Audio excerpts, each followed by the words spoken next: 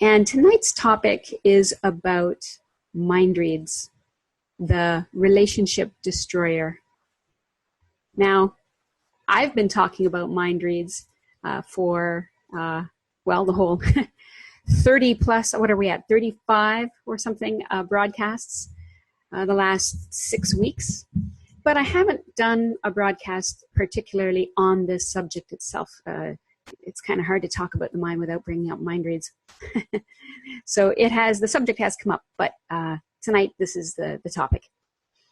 So I was going to see who is out there. Say hello, leave some likes, leave some love. And if you love these series of broadcasts, then please do share. If you find something of value and you'd like to share that with others. So mind reads. Yeah, what are they?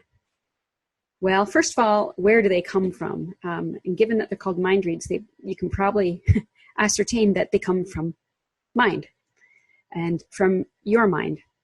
They don't come from someone else's mind. But a mind read is claiming to know what another person is thinking or feeling, what their experience is, or what their thoughts are, and often their purpose for whatever they did or said. And people do this, oh my God, so much. I didn't realize how much I did it until I started paying attention to it for a week. Everywhere I went, I was just paying attention to my mind reads. And we can do this because we know the difference between what someone does or says and our thoughts about what they do or say. And the things that we believe about why they do or say what they say. And it was just horrific. I did this for a week. I went around watching all my mind reads, and I was absolutely horrified at how often it was happening. It was just constant. And then I was mortified to realize that they were all ugly. They were all mean and ugly mind reads. It didn't matter if it was a stranger who walked up to me after I got in my car. You know, I had a mind read. Oh, he didn't like the way I parked. Oh, he thought I was going to hit his car. Oh, you know, or it was someone that I knew. They were all mean and ugly, you know, mind reads. And that sort of gave me the incentive to, well, the idea came to me, well, if I'm going to mind read something, why not mind read something good? And so every time I noticed a, bad and ugly mind read, I imagined what else could be. What else could be true? And I started having, reasonable mind reads. And then I started having whacked out, crazy, fun mind reads.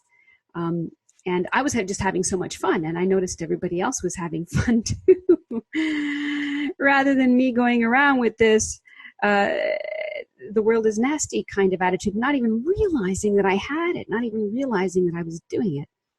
And so then I just, got tired of the whole thing and decided not to mind read.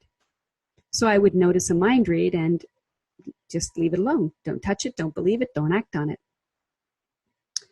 And that works fairly well for the most part. But once in a while, a mind read is not an evil thing. It's every thought is, there's nothing wrong with any thought. It's just a thought. So they can be used. Thoughts can be used. They may be ideas, possibilities, but they're not truth.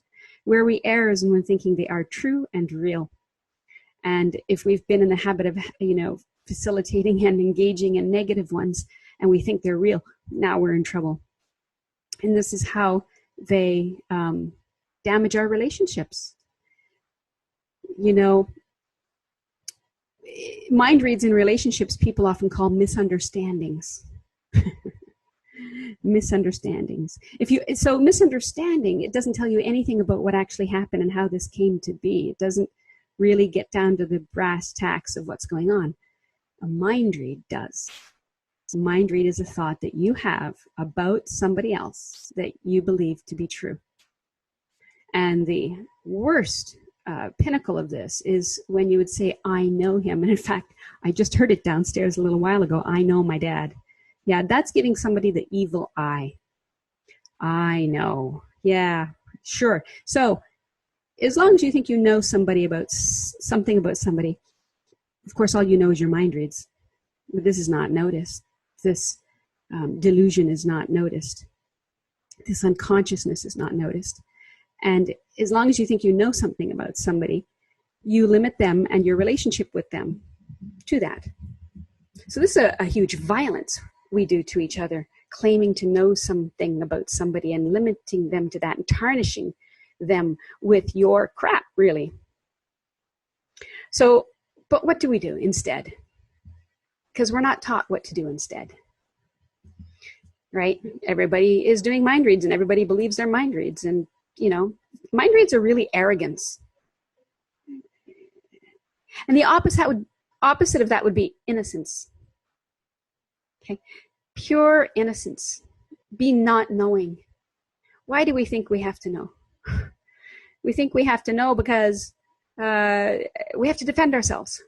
We go around in this world like it's a big scary world and we're a little itty bitty at risk being. And that's not who and what you are at all. And so we're on the defensive and we're looking out. And so we're concocting stories about others, ourselves, and believing them. And the thing is, you're not actually concocting the story. Once you start running a story, all kinds of related thoughts come with it. Just how the brain works. These thoughts are triggered, connected, so they're triggered by each other.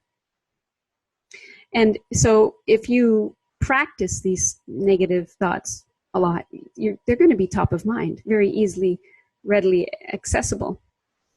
And so it's partly habit and belief. You believe that these things are true about people, and what you believe will be top of mind, will be very strong for you. And so when you quit mind reading, it's not that the thoughts are going to stop coming. It means you're going to stop believing them. You're going to start recognizing them. You're going to start doing the reality check and knowing that they're not real. And so therefore you leave them alone and they can just fade and they won't be so habitual until they fall away completely. The negative ones will, of course. Mind reads will still happen. They come up. But are you believing them or not? Or are you questioning them? Yeah? Question everything that is a thought against reality, against what is. It's your way out of this mess. Now, mind reads can be funny too. All kinds of cases of funny mind reads. And if you don't take anything too seriously, then they can all be funny. One example I heard recently is, you know that when someone passes on, as my brother-in-law just did this week, you start to hear stories about them coming out that you never heard before.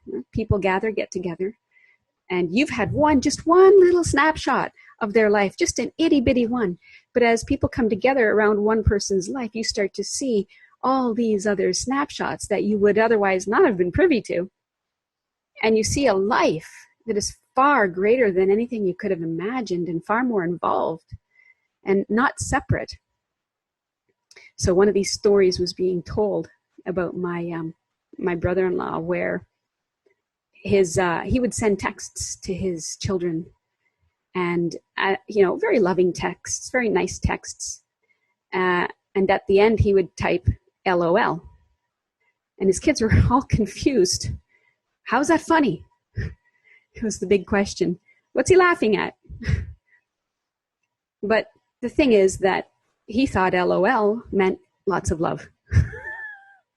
So there's his mind read on the acronym LOL. Instead of laughing out loud, to him, he chose to think that it means lots of love.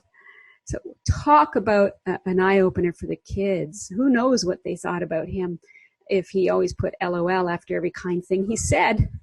You might be wondering a lot. Now, is he serious? What's he doing? Is he messing with my mind? All these are mind reads, you see. So, thoughts are not optional. They're going to come up. Mind reads are optional.